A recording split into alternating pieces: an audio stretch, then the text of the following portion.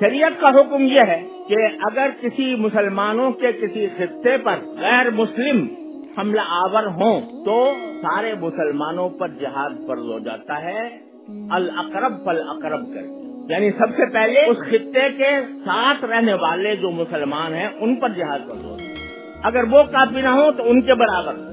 وہ کافی نہ ہوں تو ان کے برابر۔ اس لحاظ سے جو قریب کے ممالک ہیں ان کے اوپر جہاد فرض ہے، لیکن ساتھ ساتھ یہ بھی ہے کہ جہاد بقدر استطاعت فرض ہوتا ہے، جس میں جتنی استطاعت ہو وہ اسی استطاعت کے مطابق جہاد میں شریک ہو۔ لہذا ان کی جانی، مالی، دفاعی امداد یہ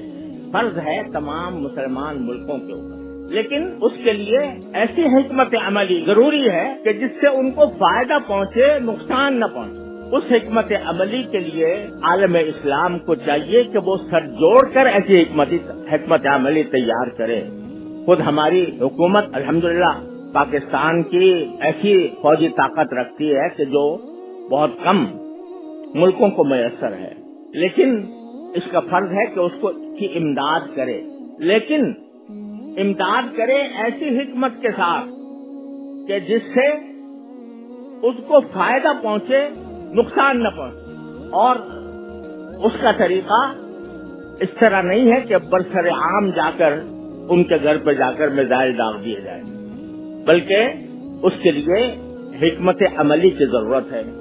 میں اس وقت اتنا ہی اشارہ کر سکتا ہوں کہ حکمت عملی کی ضرورت ہے، اور اس حکمت عملی کے ساتھ ان کا امداد ہر مسلمان ملک پر فرض ہے بشمول پاکستان۔ اللہ تعالیٰ ان کو توفیق دے۔ میں اپنی فوج کے بارے میں اتنی بات جانتا ہوں کہ بنیادی طور پر وہ مسلمان اور ان کے اندر اسلامی جذبات بھی ہیں، لہذا یہ بات مجھے مستبعد لگتی ہے کہ وہ اس معاملے میں بالکل خاموش بیٹھے ہوئے ہوں اور انہوں نے اس سلسلے میں کوئی حکمت عملی تیار نہ کی ہو، اور مجھے امید ہے کہ انشاءاللہ وہ حکمت عملی تیار کی ہوگی، خدا کرے ایسا ہی ہو۔ ورنہ اگر ایک مرتبہ اسرائیل اس وقت کامیاب ہو گیا تو وہ صرف فلسطین تک محدود نہیں رہے گا، وہ پورے علاقے کو اپنی لپیٹ میں لے لے گا، اور یہ ایسا سانپ ہے جس کو اگر اس وقت اس کا سر نہ کچلا گیا تو پھر وہ دوسرے ملکوں کی طرف بھی اس کے وہ آگے ڈسنے کے لیے آگے بڑھے گا۔ لہذا سارے مسلمان ملکوں کو ایسی حکمت عملی تیار کرنے کی ضرورت ہے کہ جس کے ذریعے اس فتنے کا خاتمہ ہو سکے۔